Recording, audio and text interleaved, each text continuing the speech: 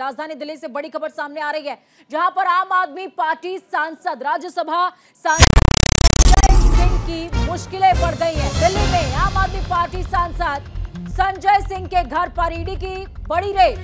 शराब घोटाला मामले में ईडी की छापेमार कार्रवाई। सुबह 7 बजे से ईडी की रेड जारी है। सबूत तलाशने में ईडी की टीम जुटी हुई है। हालांकि न्यूज इंडिया लगातार सुबह से ही आपको ये खबर दिखा रहा है। सुबह 7:15 बजे से ईडी की रेड चल रही है आम आदमी पार्टी सांसद संजय सिंह के आवास पर। और जिस तरह की अभी तक की सूचना है, बताया जा रहा है कि कई सारे साक्ष्य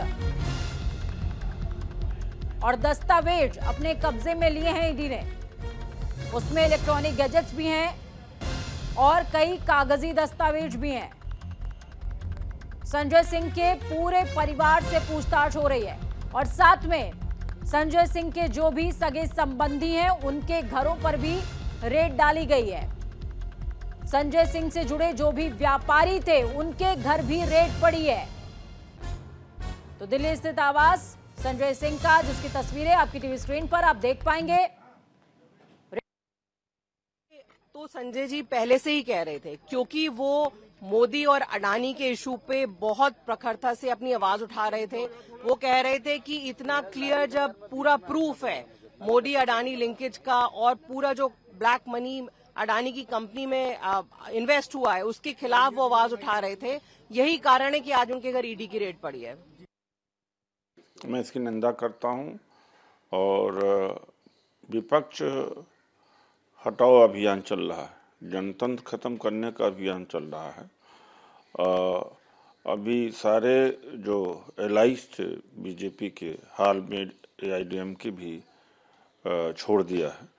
तो नए एलआई इनके हैं, ईडी है, सीबीआई है, इनकम टैक्स है।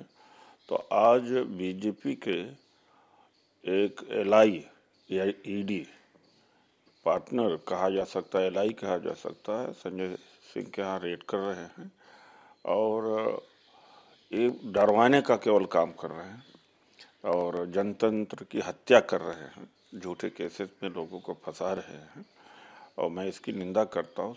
बीजेपी की एलआई ईडी है, क्योंकि और पॉलिटिकल एलआई तो छोड़ गए हैं, तो ये गवर्नमेंट के डिपार्टमेंट के एलआई जिनके इस तरह का तबाही मचा रहे। देखिए ये पूरा प्रकरण किस मामले में हुआ है, शराब घोटाला मामला। तो चलिए ग्राफिक्स के जरिए आपको बताएंगे कि क्या कुछ है शराब घोटाला मामला। जी हां, शराब घोटाला मामला के बारे में समझिए। 17 अगस्त 2022 को शराब घोटाला मामले में मनीष सिसोदिया समेत 13 लोगों पर एफआईआर दर्ज हुई थी। ये वो टाइमलाइन है जो आपके लिए जाननी जरूरी है, क्योंकि आज जो वाकया हो रहा है उसकी शुरुआत पहले ही हो चुकी थी। एलजी-वीके सक्सेना ने जांच के आदेश दिए थे। ये तस्वीर आप मनीष सिसोदिया की देख पाएंगे, लेकिन आज मामला संजय सिंह पर चल रहा है। कहानी मनीष सिसोदिया से शुरू हुई थी। 19 अगस्त को सीबीआई ने सिसोदिया समेत 3 लोगों के घर पर रेड डाली, साक्ष्य इकट्ठा किए गए और ठीक ऐसा ही प्रकरण हुआ था। आगे बढ़िए, 22 अगस्त को ईडी ने मनी लॉन्ड्रिंग का मामला दर्ज किया था और इसी मामले के चलते गिरफ्तारी भी हुई थी। 30 अगस्त को सिसोदिया के बैंक लॉकर की तलाशी ली गई थी कि ये जो साक्ष्य हमें मिले हैं उन साक्ष्यों के आधार पर क्या हम बैंक की तलाशी ले सकते हैं, क्या उसकी भी तलाशी ली गई। फिर उसके बाद 27 सितंबर को समझिए कि क्या हुआ, आम आदमी पार्टी प्रवक्ता विजय नायर गिरफ्तार होते हैं। विजय नायर की गिरफ्तारी के बाद बहुत कुछ सामने आया। 28 सितंबर को शराब कारोबारी समीर महेंद्रू को ईडी ने गिरफ्तार किया और इसके बाद नंबर आया मनीष सिसोदिया का। 16 अक्टूबर को मनीष सिसोदिया से पहली बार सीबीआई ने पूछताछ करी और यहां से पूछताछ का जो प्रकरण है वो शुरू हुआ, आगे बढ़ता रहा। लगातार आपको बता रहे हैं कि किस तरीके से इस पूरे मामले में ईडी ने सक्रियता दिखाई और सक्रियता के बाद आज ये बात निकली और दूर तक पहुंची, यानी कि संजय सिंह तक पहुंची है। अली शरर लाइव जुड़े हुए हैं ग्राउंड जीरो से, हमारे साथ में संवाददाता सहयोगी सुबह से इस खबर पर नजर बनाए हुए हैं। अली, क्या कुछ अपडेट है पूरे मामले में? लगभग 2 घंटे से ज्यादा का समय बीत चुका है। अली, कार्रवाई कहां तक पहुंची है और मौजूदा हालात क्या कह रहे हैं?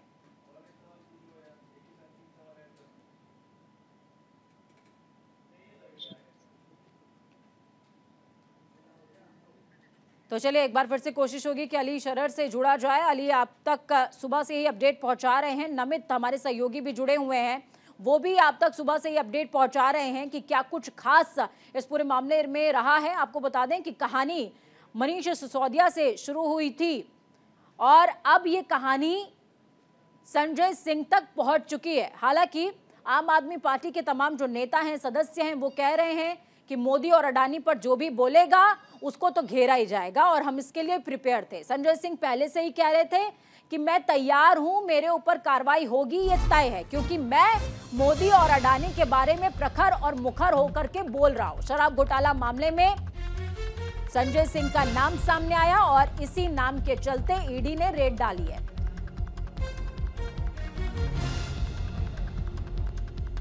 आम आदमी पार्टी सांसद संजय सिंह शराब घोटाला मामले में संजय सिंह के घर पर ईडी की रेड पड़ी है। आम आदमी पार्टी की मुश्किलें बढ़ती हुई नजर आ रही हैं।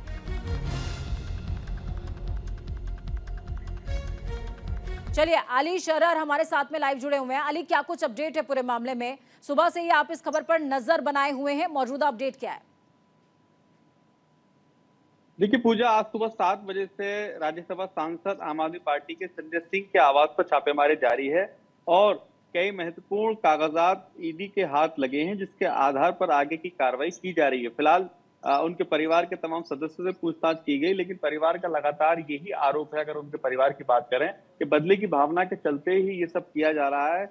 हमारे बेटे ने जो सवाल उठाए थे मणिपुर पे, उसी के चलते ये सब किया जा रहा है। लेकिन ईडी ने जो ये मामला दर्ज किया हुआ है, ये अभी का नहीं है। दिल्ली के सबसे चर्चित शराब आबकारी घोटाला मामला पहले से ईडी ने हैंडओवर लिया हुआ है, जिसकी चार्जशीट भी ईडी ने राव जवनी कोर्ट में जमा कर दी थी। उसमें संजय सिंह का नाम भी था। हालांकि उस पूरे मामले में बड़ा हंगामा हुआ, लेकिन उसके बाद आज फिर जिस तरह से सुबह 7 बजे छापेमारी चल रही है, ये माना जा रहा है कि कई महत्वपूर्ण कागजात आज ईडी का हाथ लगेंगे, जिसके आधार पर आगे कार्रवाई की जाएगी। ठीक है अली, देखिए आपसे बातचीत के पहले जस्ट हम आम आदमी पार्टी के कुछ नेताओं के बयान सुना रहे थे।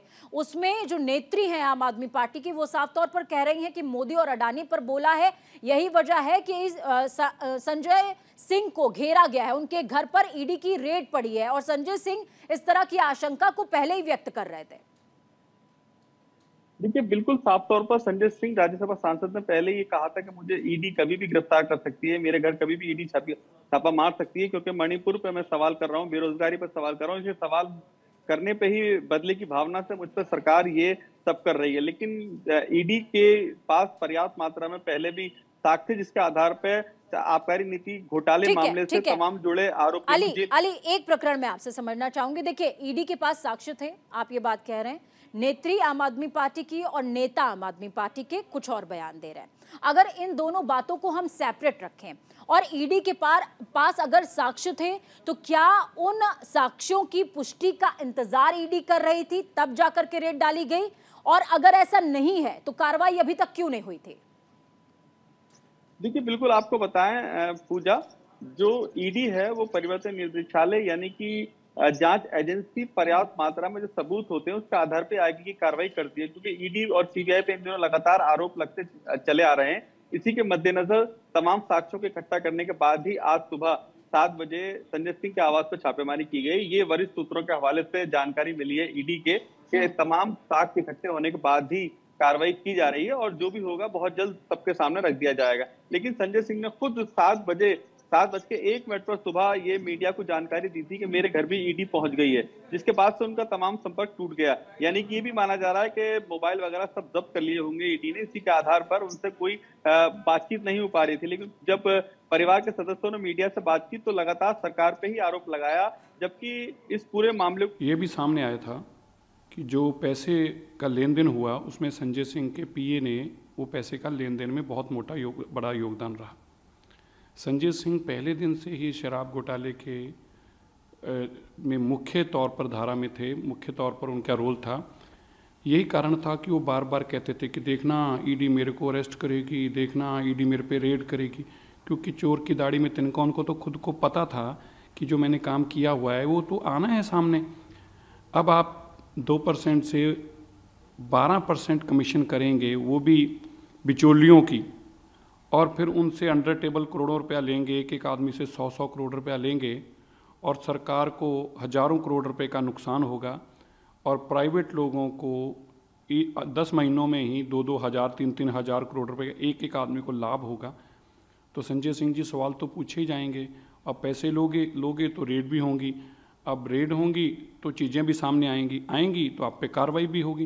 तो इसको वो अपने बचाव में सिंपैथी लेने के लिए बार बार कहते हैं वेंडेटा पॉलिटिक्स है जी, हमें तो आम आदमी पार्टी को ख़त्म करना चाहते हैं। आम आदमी पार्टी अपनी करप्शन के कारण ख़त्म हो रही है, आम आदमी पार्टी घोटालों के कारण ख़त्म हो रही है। आम आदमी पार्टी जो आम थी आजकल केवल प्राइवेट चार्टर जेट में घूमती है, 2-2 करोड़ रुपए की गाड़ी में घूमती है, 50-50 करोड़ रुपए के बंगले में रहती है, इसलिए ख़त्म हो रही है।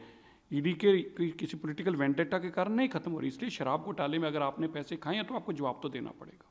के फाउंडर और editor in chief Prabir Purkayastha कल अरेस्ट हुए हैं दिल्ली पुलिस के द्वारा इस केस में जो यूएपीए के अंडर फाइल किया गया है।